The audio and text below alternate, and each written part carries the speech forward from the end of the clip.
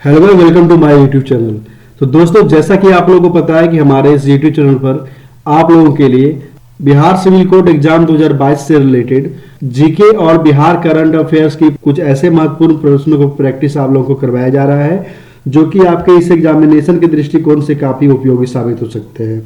और आज का जो हमारा वीडियो है वो जीके से रिलेटेड है और यहाँ पर मैं आप लोगों को इसके बारे में बता दूं कि आज के हमारे इस वीडियो में आप लोगों को कुछ इतिहास के प्रश्न मिलेंगे, यहाँ पर पॉलिटी से रिलेटेड प्रश्न मिलेंगे और कुछ प्रश्न जो है आप लोगों को यहाँ पर ज्योग्राफी से भी मिलेंगे और कुछ प्रश्न जो है यहाँ पे आप लोगों को इकोनॉमी से भी मिलेंगे, यानी कि भारतीय अर्थव्यवस्था। ठीक है, इन टॉपिक से रिलेटेड जो है प्रश्न आप लोगों को आज के इस प्रैक्टिस सेट में देखने को मिलेंगे। तो वीडियो को शुरू करने से पहले आप लोगों से मेरा पर्सनली आग्रह है कि अगर अभी तक आप लोगों ने इस चैनल को सब्सक्राइब नहीं किया है तो नीचे लाल बटन को प्रेस करके जल्दी से चैनल को सब्सक्राइब कर ले, साथ ही बेल आइकन को जरूर प्रेस कर ले ताकि इस चैनल के माध्यम से अपलोड की जाने वाले सभी वीडियो का नोटिफिकेशन सबसे पहले आपको मिल सके और कोई भी इंपॉर्टेंट टॉपिक से रिलेटेड वीडियो आप लोगों से मिस ना हो। तो आइए बिना विलंब की आज की वीडियो को मैं शुरू करता हूं।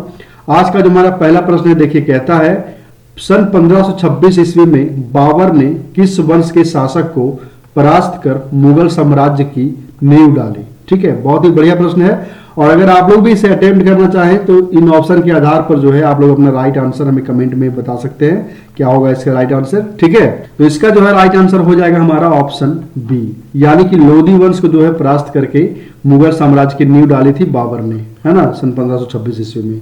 ठीक है, चलिए अब जो हमारा नेक्स्ट प्रश्न है यहाँ पर दूसरे नंबर का है, कहता है अकबर के शासनकाल में महाभारत का फारसी भाषा में अनुवाद किया गया था। ठीक है, वह किस नाम से जाना जाता था। बहुत ही बेहतर प्रश्न है।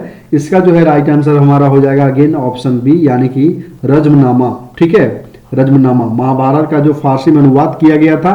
यह भी प्रश्न आप लोगों से अगर डायरेक्ट पूछ दिया जाता है ना, तो इसका जो है राइट आंसर हमारा रज्मनामा होगा। ठीक है, उसे रज्मनामा के नाम से जाना जाता था, है ना।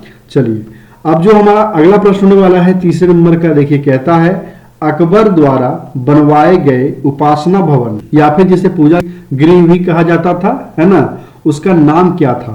तो इसका जो है राइट आंसर है हमारा ऑप्शन सी, यानी कि इबादत खाना, है ना। इबादत खाना जो है कहा जाता था अकबर के द्वारा बनवाए गए उपासना भवन को।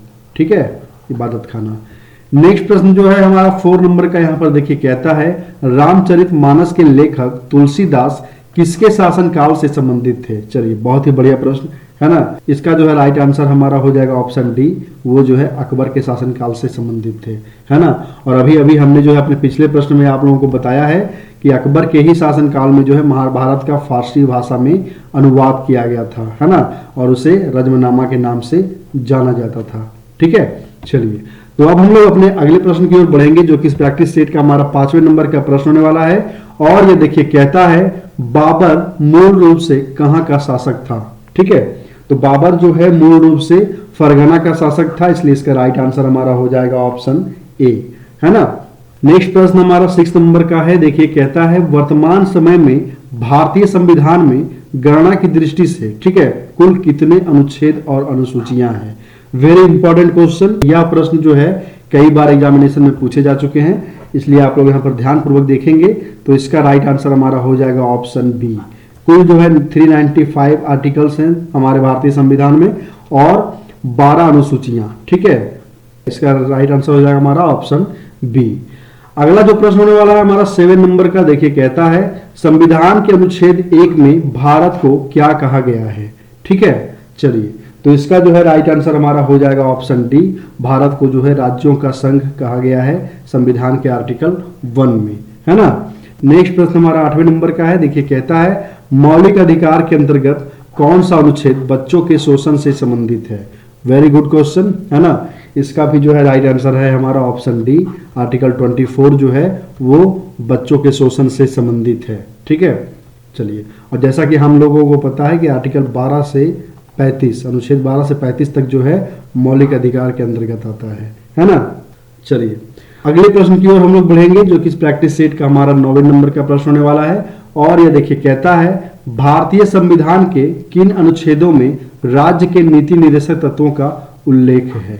ठीक है, तो जैसा कि मैंने आप लोगों को बताया आर्टिकल 12 से 35 तक जो है फंडामेंटल राइट का वर्णन किया गया है। ठीक है, और यहाँ पर आप लोगों से पूछा गया है नीति निर्देशक तत्व, डीपीएसपी भी कहा जाता है, directive principle of state policy. ठीक है, राज्य के नीति निर्देशक तत्व या नीति निर्देशक के सिद्धांत से भी हम लोग इसे जानते हैं, है ना।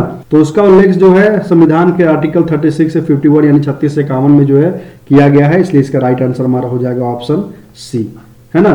चलिए नेक्स्ट प्रश्न है हमारा यहाँ पर देखिए 10वें नंबर का, कहता है 42वें संशोधन द्वारा संविधान के किस अनुच्छेद में मौलिक कर्तव्यों को जोड़ा गया है।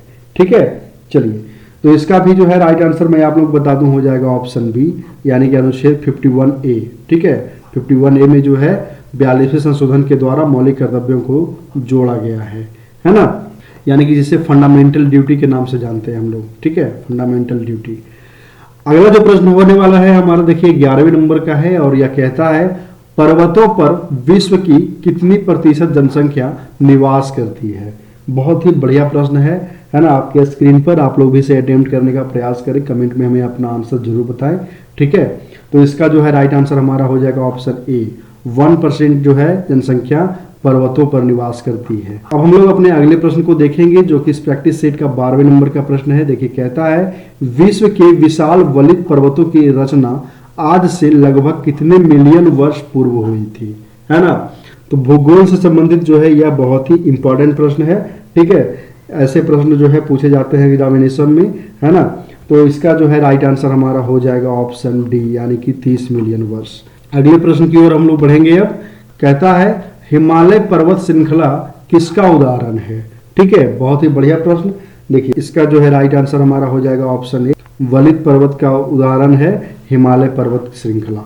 ठीक है, चलिए अब हम लोग अपने 14 नंबर के प्रश्न को देखेंगे। कहता है निम्न में से कौन विश्व के नवीन वलित पर्वत का उदाहरण प्रस्तुत करता है ना। आप लोग यहाँ पर ध्यान देंगे, नवीन वलित पर्वत का उदाहरण। ठीक है, तो इसका भी जो है राइट आंसर मैं आप लोग बता दूं हो जाएगा ऑप्शन सी, यानी कि आल्पस। ठीक है, आप लोग याद रखिएगा, आल्पस जो है नवीन वलित पर्वत का उदाहरण प्रस्तुत करता है ना, इसलिए इसका राइट आंसर हो जाएगा ऑप्शन सी।